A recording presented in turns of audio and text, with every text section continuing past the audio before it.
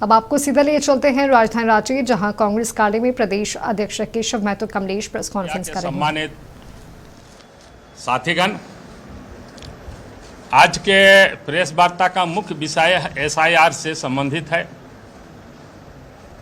आप सबों को अवगत है कि एसआईआर 30 जून से 29 जुलाई तक यहाँ पर चलने वाला है और इसके लिए हम लोग एसआईआर का स्वागत करते हैं। लेकिन जो हमारे योग्य पात्र हैं वह छूटे नहीं और गलत व्यक्ति, अयोग्य व्यक्ति जो है जुटे नहीं। अभी संविधान की धारा अनुच्छेद 324 में चुनाव आयोग को यह स्पष्ट अधिकार और शक्ति दी गई है कि ये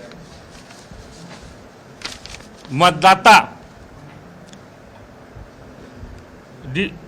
स्पष्ट रूप से मतदाता सूची को तैयार करना, अपडेट करना और जरूरत पड़ने पर उसका गहन पुनरीक्षण शामिल है। लेकिन जिस तरह से देखा जा रहा है कि वेस्ट बंगाल में काफ़ी तादाद में वोटर डिलीट किए गए। हमारे फरक्का से जो माननीय विधायक चुन के आए हैं महताब शेख जी, उन्हें भी एसआईआर से हटा दिया गया था और सुप्रीम कोर्ट जाकर के ट्रिब्यूनल बेंच से उनको न्याय मिला और तब फिर वे चुनाव में भाग ले सके और विजयी बने। तो इस तरह से अभी हम लोग पूरी तैयारी में हैं। हमारे पॉलिटिकल जो झारखंड के हैं सब कोई BLA 2 बना करके, और हमारे यहाँ करीब 29,000 BLA प्रत्येक पार्टी को बनाना था, जिसमें अभी तक 21,000 के लगभग जो चुनाव आयोग का रिपोर्ट है बन चुका है। और उन 21,000 में हमारे कांग्रेस पार्टी की ओर से 17,000 के लगभग हमारे 17,281 BLA हम लोगों ने बनाया है और मास्टर ट्रेन द्वारा उन लोगों को हम लोगों ने विभिन्न प्रखंडों में जाकर के, विभिन्न जगहों पर जाकर के मास्टर ट्रेन लोग उन लोगों को प्रशिक्षित करने का काम किए हैं कि किस तरह एसआईआर के दरमियान BLO से संपर्क करके, उनसे समन्वय करके जो हमारे योग्य वोटर हैं जिनका मैपिंग नहीं हुआ है। अभी आप सभी जानते होंगे कि मोटा मोटी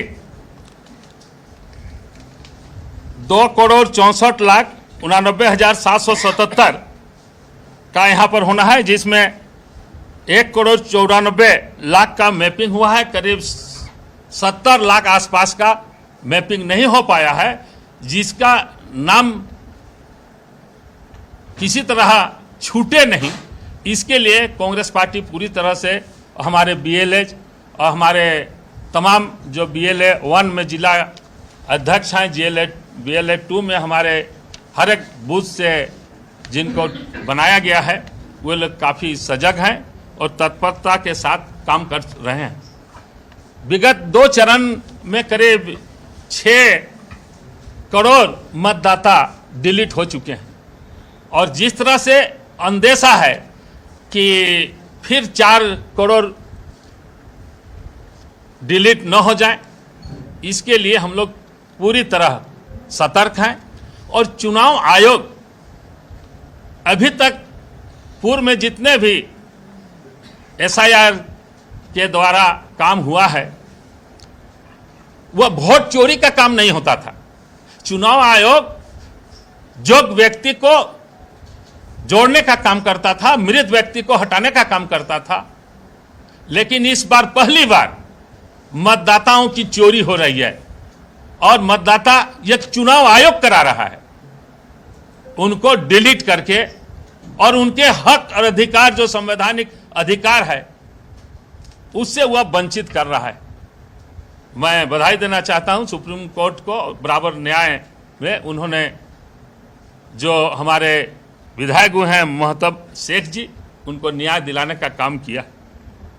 तो इसलिए यहां पर अब झारखंड में जो SIR होने वाला है उसमें हम सभी पॉलिटिकल दल के साथी मिलकर के पूरी सतर्कता के साथ रहेंगे और चुनाव आयोग जो यहां डिलीट करने की जो ज्यादा से ज्यादा वोटरों को की मंशा रखती है, उसका हम लोग BLO से मिलकर के हमारे BLA 2 के कार्यकर्ता उनका हक से वंचित नहीं करें, इसका हम लोग प्रयास करेंगे। इन्हीं चंद शब्दों के साथ अब हम अपने नेता, विधायक दल के नेता प्रदीप यादव से अनुरोध करते हैं कि अपना विचार रखें। आदरणीय प्रदीप यादव जी से आग्रह है कि वो आप लोगों से मुखातिब हो। आप सबका स्वागत है। और जो देश के कई महत्वपूर्ण विषय है, समसामयिक है, हम सब इस प्रेस वार्ता में उस पर चर्चा करेंगे। एक महत्वपूर्ण विषय पर माननीय अध्यक्ष जी ने चर्चा की है। आप सब देख रहे हैं कि देश के प्रधानमंत्री घूम घूम करके उपदेश बांट रहे हैं और उपदेश यह है कि भाई सोना मत खरीदो, गाड़ी का कम उपयोग करो। इस प्रकार के उपदेश और उनके चाहने वाले लोग नौटंकी करके उनका अनुकरण कर रहे हैं और जनता को भ्रमित कर रहे हैं, एक माहौल पैदा कर रहे हैं देश में कि जो हम असफल हुए उसको छिपाया जा सके। और ये सारा नौटंकी उनकी असफलता को छिपाने का प्रयास है, सच से लोगों को दूर करने का प्रयास है। और मात्र 5 दिनों के अंदर 2 बार डीजल और पेट्रोल के दाम बढ़े हैं। अगर हिम्मत थी प्रधानमंत्री जी को, भारतीय जनता पार्टी की सरकार को, क्योंकि उस समय भी खाड़ी में तनाव था, उस समय भी खाड़ी में युद्ध हो रहा था। जब बंगाल के चुनाव थे, जब केरल के चुनाव थे, 5 राज्यों के चुनाव थे, उस समय आपने पेट्रोल डीजल का दाम क्यों नहीं बढ़ाया? अब उनको सही ठहराने के लिए सारा नौटंकी है और जनता पर अतिरिक्त बोझ है। महंगाई को सच बताने के लिए, महंगाई को जायज ठहराने के लिए इस प्रकार के नौटंकी किए जा रहे हैं, जबकि महंगाई से लोगों की कमर टूट चुकी है। रुपये का अवमूल्यन इस प्रकार देश में कभी नहीं हुआ। आप सबके ध्यान में, आपकी कलम से ये बातें सार्वजनिक हो रही है कि $1 के मुकाबले हम 96.20 हो गए। इससे ध्यान वो भटकाना चाहता है, हम इसकी लड़ाई लड़ रहे हैं। दूसरा, हमने पहले कहा कि कई मुद्दे हैं। नौजवान देश का आक्रोशित है, बेबस है, लाचार होकर खुदकुशी कर रहा है। नीट की परीक्षा में जिस तरह से पेपर लीक हुआ, और ये पहली बार नहीं हुआ,